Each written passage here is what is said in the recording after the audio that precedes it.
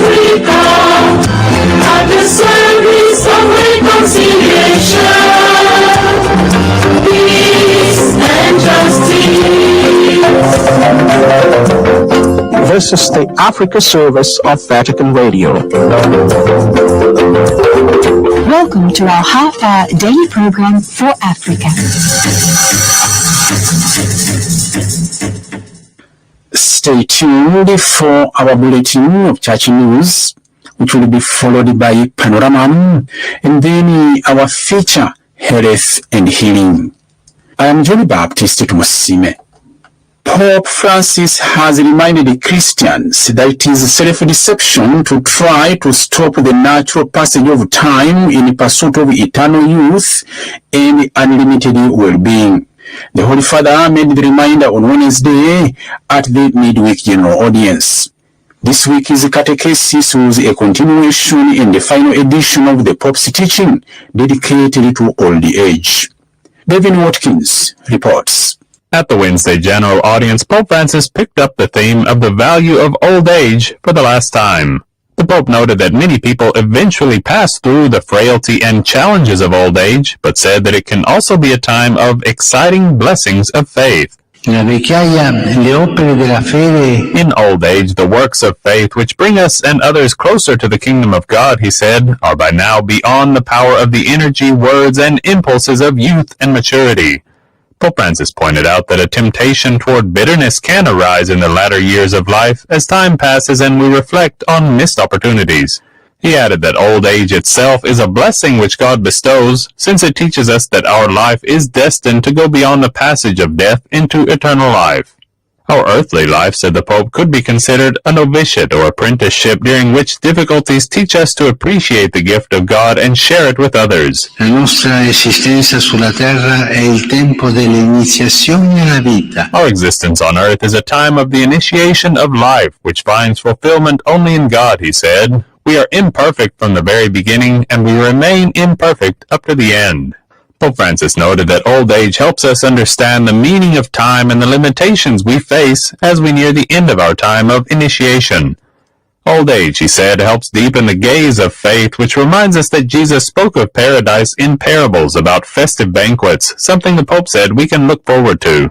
In conclusion, Pope Francis said the elderly have the privilege to bear witness to their hope and faith in Christ for those around them, noting that old age renders Jesus' promise transparent. La vecchiaia è la fase della vita più adatta a diffondere la lieta notizia. Old age, he concluded, is the phase in life most suited to spreading the joyful news that life is the initiation to a final fulfillment, and the best, he said, is yet to come. I'm Devin Watkins.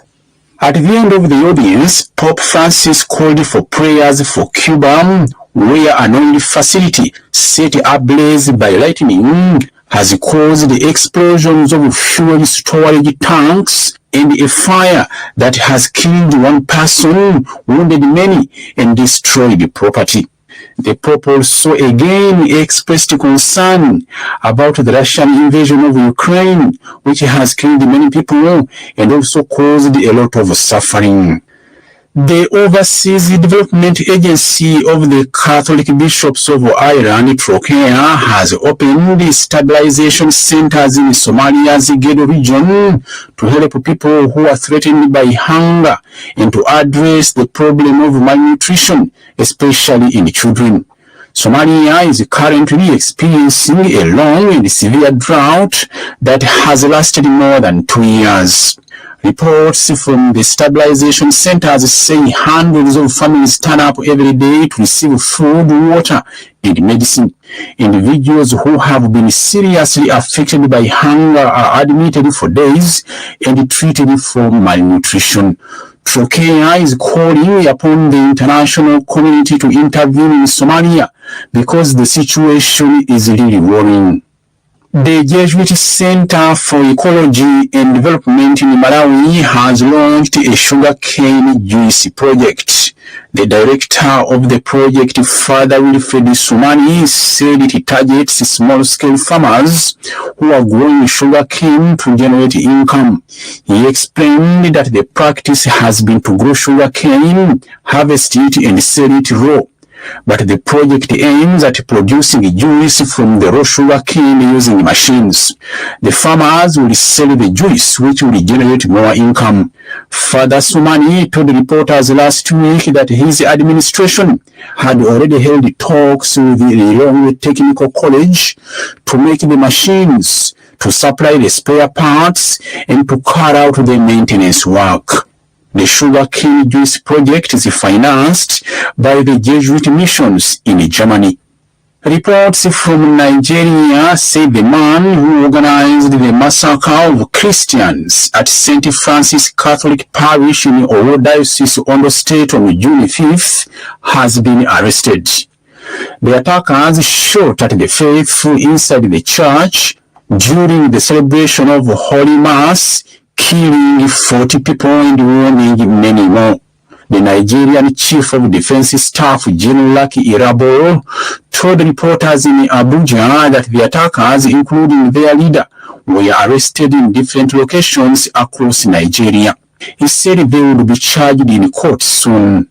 The United Nations World Meteorological Organization has reported that July 2022 was one of the hottest months that have ever been recorded in modern history, and that this was one of the effects of climate change. The World Weather Agency noted on Tuesday that the most polluted parts of the Earth experienced more heat waves in July than the least polluted ones.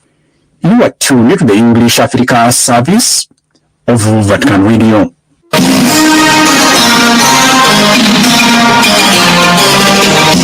African News Panorama.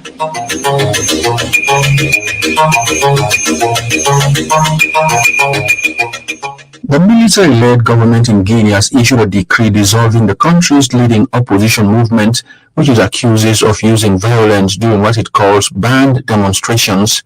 The National Front for the Defense of the Constitution, or FNDC, is an alliance of political parties, trade unions, and civil society groups. The coalition has so far led two major protests in recent months, prompted by concerns that the country's military junta, which took power in September last year, is not moving quickly enough to restore civilian rule. The group has also called for countrywide demonstrations next week. The military leader, Colonel Mamadi Doumbouya, has proposed a 3-year transition to elections, which regional leaders and opposition politicians have rejected. Tuesday's decree dissolving the FNDC says its behavior threatens national unity and peace.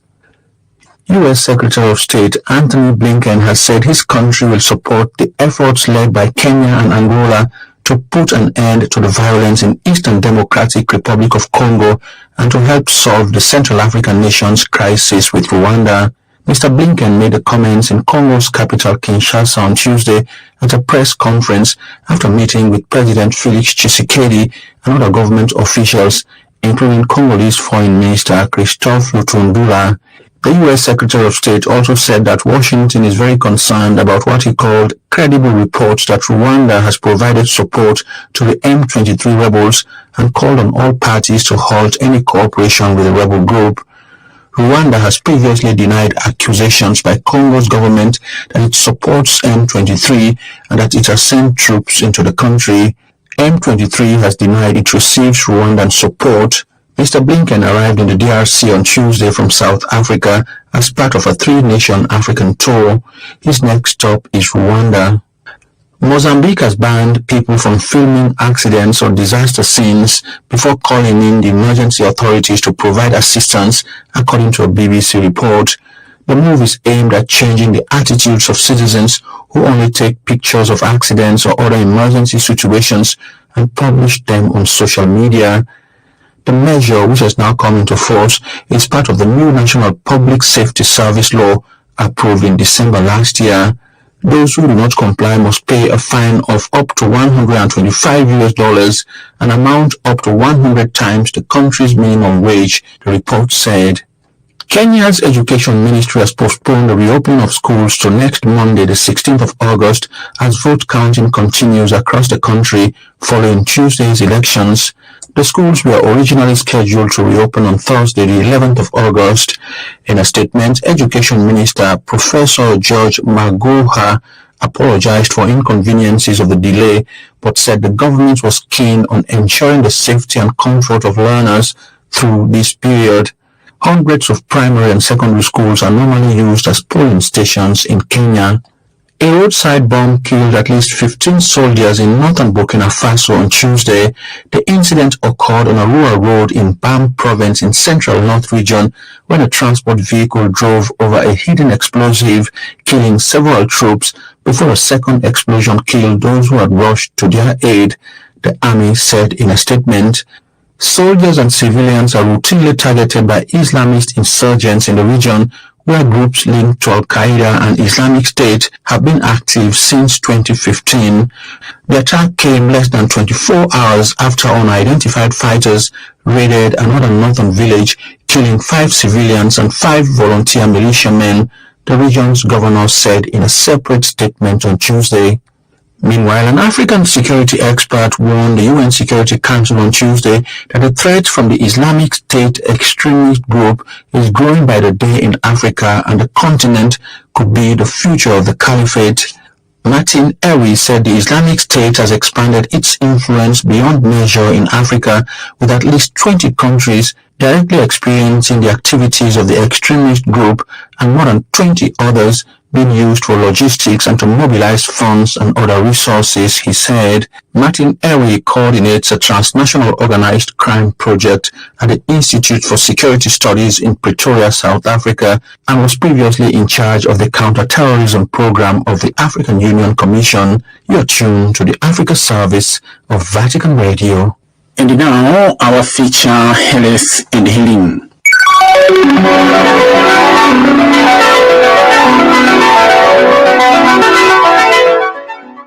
The international community marked the World Hepatitis Day on July 28th. The purpose was to raise awareness of viral hepatitis, which causes inflammation of the liver that leads to severe disease and liver cancer. This year's theme is Bringing Hepatitis Care Closer to You. It aims at raising awareness about the need to simplify and bring hepatitis care to primary health facilities, community-based venues and locations beyond the hospital sites, so that care is closer to communities and people wherever they are. Dr. Tedros Ghebreyesus is the Director General of the World Health Organization, whose role is to provide leadership on global health matters and technical support to countries. He issued the following message on this year's World Hepatitis Day. More than 350 million people globally live with viral hepatitis, and every 30 seconds someone dies from hepatitis-related disease, including liver failure, cirrhosis, and cancer. An estimated 80% of people living with hepatitis are unable to access or afford care. We have the tests, treatments, and prevention tools to prevent infections and save lives, but they must be more affordable and implemented at scale. And to be most effective, hepatitis care must be delivered in communities through strong primary health care and integrated with other health services that address the full range of health needs. WHO is calling on all governments and partners to scale up the use of effective tools against hepatitis. Hepatitis means inflammation of the liver. The liver is a vital organ of the body, and its functions include processing nutrients, filtering the blood, and fighting infections. When the liver is inflamed or damaged, it cannot carry out properly its functions. The main causes of hepatitis are viruses, bacteria, and parasites. The condition can also be caused by excessive consumption of alcohol, taking in poison, excessive use of certain medicines, excessive fat on the liver, inherited disorders that impede the body to eliminate excessive iron, and diseases that make the body retain too much copper. Dr. Funi Milezi is a viral hepatitis expert and the head of the World Health Organization's hepatitis program. She explains the different types of hepatitis. There are quite different types of hepatitis, A, B, C, D, E. The commonest ones that cause long-term disease are hepatitis B and C. And right now, from the recent data, we know that at least 350 million people live without hepatitis worldwide. And importantly, there's 1.1 million people dying every year from viral hepatitis B and C diseases. According to Dr. Funmi, medical efforts have focused mainly on the elimination of hepatitis infections B, C, and D. These three infections cause chronic hepatitis that lasts for several decades and cause illnesses called cirrhosis and liver cancer, which are responsible for over 1 million deaths every year. Hepatitis B is caused by a virus and spreads when blood, semen, or other body fluids from a person infected with the virus enters the body of someone who is not infected. This can happen through sexual intercourse, sharing needles, syringes, or other drug injection equipment, or from mother to baby at birth. Hepatitis B and C can be prevented. One of the major causes is mother-to-child transmission and early childhood transmission. So vaccination is really the cornerstone of prevention of hepatitis B. Vaccination in infancy, in children, and also what we call birth dose vaccination, which is vaccination of babies within 24 hours of birth. Another important route for both may be through unsafe injections or blood transfusions or contaminated needles, especially for hepatitis C, where we have them in a large community of people who inject drugs. So viral hepatitis C is a real challenge in that population. Hepatitis B occurs in some regions more than others. For example, hepatitis B is commoner, more prevalent in Southeast Asia, in parts of China, and many parts of sub-Saharan Africa, while hepatitis C has a more even distribution. And one of the key countries for hepatitis C is Egypt. And the story of Egypt is legendary, and the responses in Egypt is well known all over the world. Hepatitis C is a disease that you can cure with 12 weeks of oral therapy, and the cure rates are exceeding 98%, so absolutely it can be eliminated. Hepatitis B and C have no symptoms in their early stages, and this is a point of concern because a person can live with the disease and spread it without knowing. It's an infection that doesn't have any major symptoms in the early stages, so it's called a silent infection. Since it's a silent disease, then you have to go and test so that if you're positive, you can be managed early. Sometimes it does have symptoms, sometimes it's yellow eyes, but that would often come when the disease has been long-standing and severe.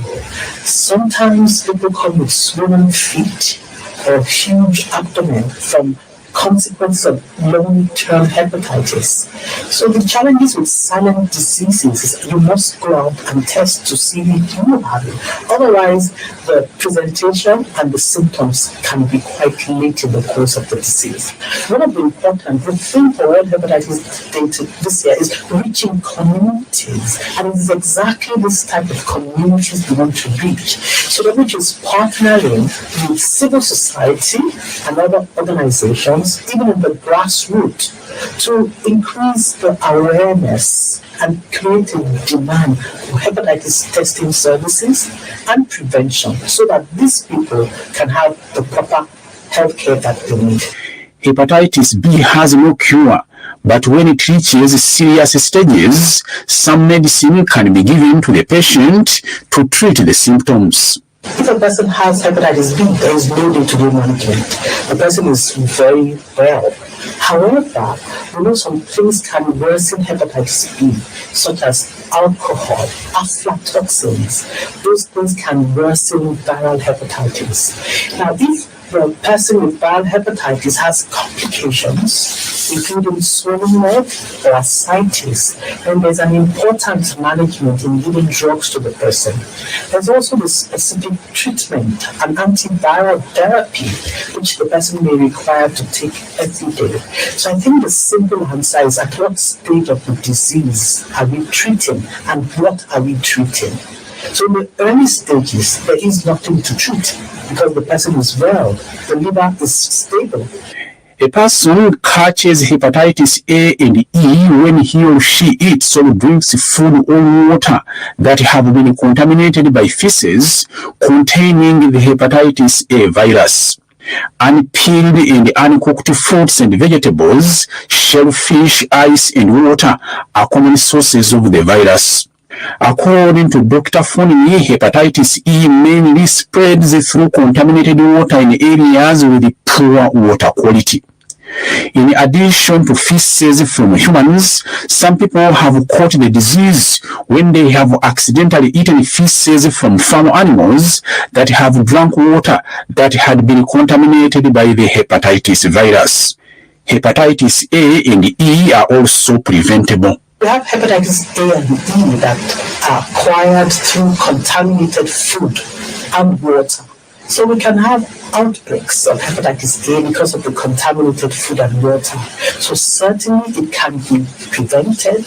The good thing is hepatitis A does not cause long-term diseases like hepatitis B and C. So hepatitis A does not lead to cancer. In a small minority of people, it can cause liver failure. And that is quite unusual. One particular thing about hepatitis E, it has worse outcomes in pregnant women. So the pregnant women with hepatitis E are much more likely to have liver failure and significant consequences of infection. Misleading information has been circulating on the social media that as soon as a person is infected with any type of hepatitis, that person will require a specific diet. Dr. Funmi says this is not the case. Having hepatitis B infection does not mean you are sick. Having hepatitis C infection does not mean you are sick and does not require a specific food plan. However, if you have a liver disease, then we talk about food plans.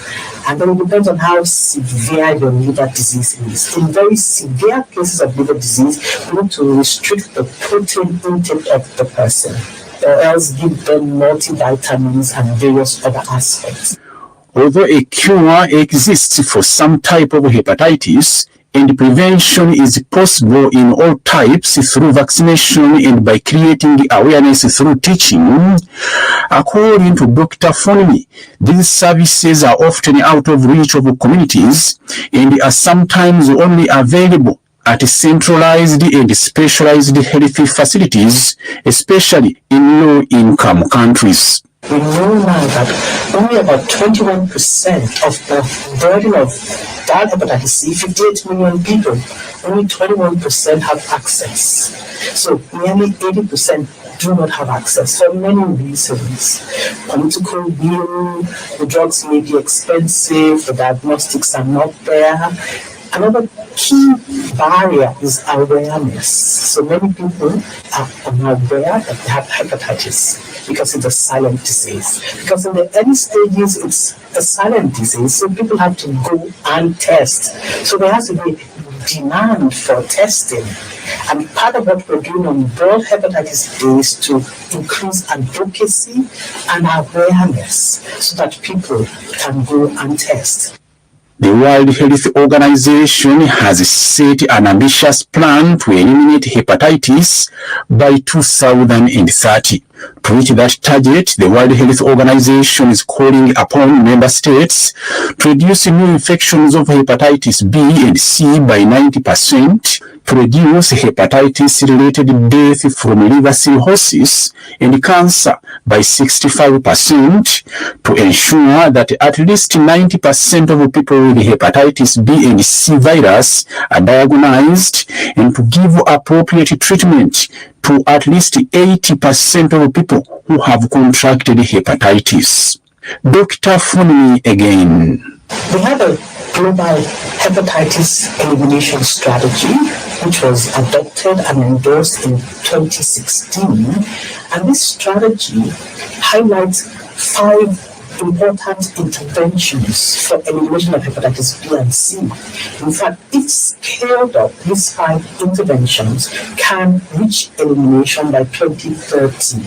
Now, the 5 interventions are prevention of mother-to-child transmission on birth dose, childhood infections, injection safety and blood transfusion safety, harm reduction for those who inject drugs, and then testing and treatment of hepatitis B and C. So those are the key interventions that, if scaled up, will lead to elimination by 2030. That was Dr. Funmi, a viral hepatitis expert and the head of the World Health Organization's hepatitis program. And that was Health and Healing for this week. You have been listening to the English Africa service of Vatican Radio, and I am Johnny Baptist Tumusime. In our next program at the same time tomorrow, you can hear our feature Culture and Society. Praised be Jesus Christ. Laudetur Jesus Christus. Daima nilindi mau umabe niliyogaika madimutamba mau wanga kabena mutawagala nikumbuka anti wanzeru